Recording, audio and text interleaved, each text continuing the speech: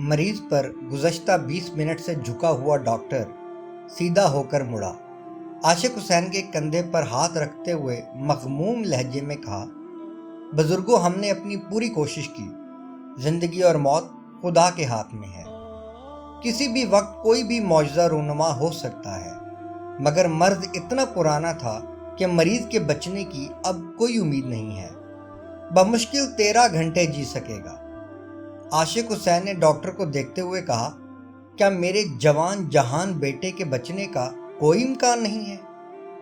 Doctor نے کہا، مجھے انتہائی افسوس کے ساتھ کہنا پڑ رہا ہے کہ شاید ہی ہم آپ کے بیٹے کو بچا سکیں۔ اچھا ڈاکٹر صاحب، پھر ہمیں اجازت دیجیے کہ ہم گھر کی راہ لیں، عاشق حسین نے ڈاکٹر کو مخاطب کرتے ہوئے کہا۔ ڈاکٹر اس تقاضے پر ششدر رہ گیا، حیرت سے کہا، بزرگوں، وہ جان دینے کے کرب میں مبتلا ہے۔ یہاں ہم اس کو ایسی ادویات ڈرپ میں ڈال کر دے رہے ہیں کہ جس سے موت کا عمل کم تکلیف دہ ہوتا ہے، روح قدرے کم تکلیف سے نکل جاتی ہے، اور آپ نیم مردہ بیٹے کو گھر لے جانے کی بات کر رہے ہیں۔ عاشق حسین نے افسردگی کے ساتھ کہا، ڈاکٹر صاحب، آپ موت کی تکلیف کی بات کر رہے ہیں، لیکن آپ زندگی کے درد سے واقف نہیں ہیں۔ کبھی تو غریب رہ کر زندہ رہنے کا تجربہ کر لیجئے، کبھی تو غریب مر کر دیکھ لیجئے، آپ کو پتہ چلے گا کہ غربت کی زندگی اور غربت کی موت کسی محشر سے کم نہیں ہوتی۔ ہمیں ہسپتال سے جانے کی اجازت دیجیے، سرکار پر مزید بوجھ نہیں ڈال سکتے۔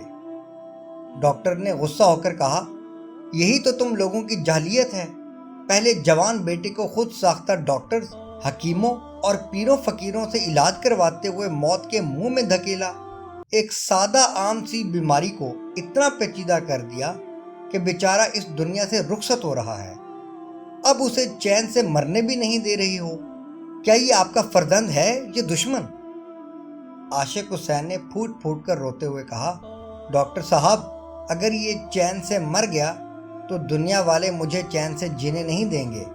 ہمارے گاؤں تک بس کا کرایہ 120 روپے ہے اور ایمبولنس والے 6000 مانگتے ہیں۔ بس والے میت کی ٹکٹ نہیں کاٹتے اور نہ ہی مردے کو سیٹ دیتے ہیں۔ آپ نے 13 گھنٹے مزید زندہ رہنے کا کہا ہے اور یہ تجہیز و تکفین کے لیے مناسب وقت ہے۔ ایمبولنس کا کرایہ آخری رسومات پر خرچ کر لوں گا اور بس میں اسے موت بھی جلد آ جائے گی۔ ڈاکٹر یہ سب سن کر سن ہو گیا، بنا کچھ کہے چل پڑا۔ عاشق حسین بیٹے کو ٹکٹکی باندھے دیکھ رہا تھا، اتنے میں نرس نے آ کر عاشق حسین کو ڈسچارج سلپ تھماتے ہوئے کہا، بابا جی، آپ مریض کو لے جا سکتے ہیں۔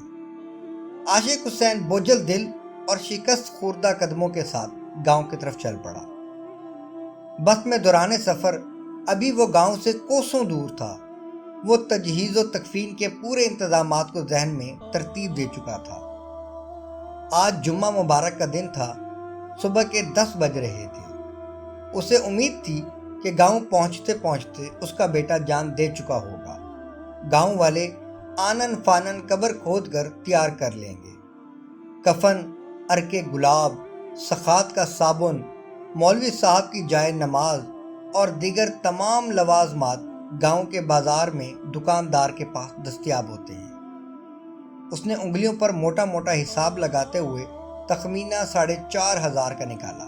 اس کے علاوہ کل تک اور بعد میں بھی فاتحہ پڑھنے کے لیے آنے والے مہمانوں اور دور پاس کے رشتہ داروں کے لیے آٹے، دودھ، پتی، چائے اور گھی شکر کا خرچہ اس کے حساب سے کوئی 2500 روپے بن رہا تھا، اور تقریباً اتنی ہی رقم اس کے پاس بچی ہوئی تھی جو اس نے بیٹے کے علاج معالجے کے لیے گھر کا آخری اثاثہ بیل بیچتے ہوئے کھڑی کی تھی۔ انسانوں سے تو جانور بھی اچھے ہوتے ہیں، ضرورت کے وقت کام تو آ جاتے ہیں۔ جوں جوں گاؤں قریب آ رہا تھا، اس کی پریشانی بڑھ رہی تھی۔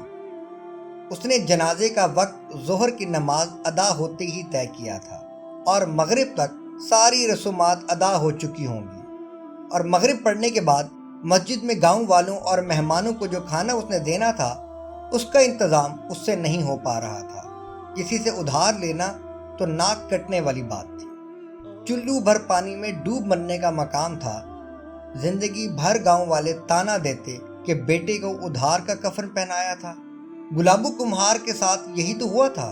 بیوی کی موت پر جنازے کے بعد نہ مولویوں میں کچھ بانٹ سکا اور نہ ہی امام مسجد کو جائے نماز خرید کر دے سکا اور نہ ہی تدفین کے بعد لوگوں کو کھانا کھلا سکا۔ مولوی صاحب تو صاف بات کرنے کے عادی تھے۔ انہوں نے تو برملا کہہ دیا تھا کہ گلابو کمہار کی بیوی کی بخشش نہیں ہوگی، اور اگر پھر بھی کوئی نیکی کام آ گئی اور بخشش ہو بھی گئی تو عذاب قبر تو تا قیامت پکا ہے۔ بیچارہ گلابو کمہار، بیوی بھی جہنمی اور وہ بھی آج تک کسی سے آنکھ ملانے کے قابل نہیں ہے۔ عاشق حسین کو جھرجھری سی آ گئی اور ایک مرتبہ پھر اپنے آپ کو داد دی کہ بیٹے کو ہسپتال سے نکالا، ورنہ اگر یہی پیسے ایمبولنس پر خرچ ہوتے تو اس کا انجام بھی گلابو کمہار جیسا ہوتا اور بیٹا بھی عذاب قبر سہتا۔ اچانک عاشق حسین کو زبردست جھٹکا لگا۔ ڈرائیور نے اتنے زور سے بریک لگائی کہ سڑک پر ٹائروں کے نشانات پڑ گئے، مگر ڈرائیور پھر بھی ان تینوں کتوں کو نہیں بچا سکا جو ایک کتیا کا تعاقب کرتے ہوئے کتیا سمیت چلتی بس کی زد میں آ گئے تھے۔ بریک لگنے کی شدت سے سواریاں ایک دوسرے پر لڑک گئیں۔ بس میں یک دم سے افراتفری مچ گئی۔ 3 کتے، ایک کتیا اور عاشق حسین کا بیٹا ساتھ مر گئے۔ ادھر 3 کتے اور ایک کتیا بس کے نیچے آ کر کچھ کر گئے اور ادھر عاشق حسین کے بیٹے کی روح اوپر پرواز کر گئی۔ عاشق حسین نے انا للہ و انا الیہ راجعون پڑھتے ہوئے رب کا شکریہ بھی ادا کیا کہ 3 کتوں اور ایک کتیا کے ساتھ اس کے بیٹے کی جان بھی نکال دی۔ بیٹے اور کتوں کے مرنے کا وقت اور مقام جیسے اس کے ذہن میں نقش ہو کر رہ گیا۔ کنڈکٹر نے جلدی جلدی مرے ہوئے کتوں کو ٹانگوں سے پکڑ کر کھینچتے ہوئے سڑک کے کنارے ڈال دیا اور بس روانہ۔ تقریباً 5 منٹ بعد بس عاشق حسین کے گاؤں کے سٹاپ پر رکی۔ سٹاپ کے قریبی گھر سے چارپائی منگوا کر عاشق حسین نے گاؤں والوں کی مدد سے بیٹے کی لاش چارپائی پر رکھی اور گھر کی راہ لی۔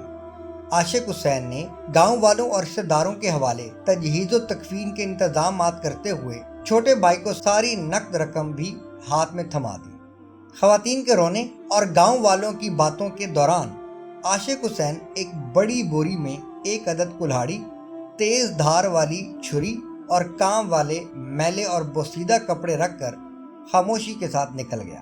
تھوڑی دیر بعد وہ جائے حادثہ پر موجود تھا۔ سڑک پر ویرانی چھائی ہوئی تھی۔ وہ جلدی جلدی چاروں مرے ہوئے کتوں کو ٹانگوں سے کھینچتے ہوئے سڑک کنارے گنے کے کھیتوں کے اندر لے گیا اور اس نے چاروں کتوں کو کاٹ کر بوری میں ڈالا اور واپسی کی راہ لی۔ گھر داخل ہو کر اس نے بڑی بیٹی کو گوشت حوالے کر کے میت کا کھانا تیار کرنے کے بارے میں اچھی طرح سمجھایا اور باہر نکل کر فاتحہ کے لیے آنے والوں میں گھل مل گیا۔ تدفین بھی شان سے ہوئی۔ 4 پیٹی صابن بانٹا گیا اور آئے ہوئے تمام مولویوں میں جائے نماز، سفید ٹوپیاں اور تسبیح بھی تقسیم کی گئی۔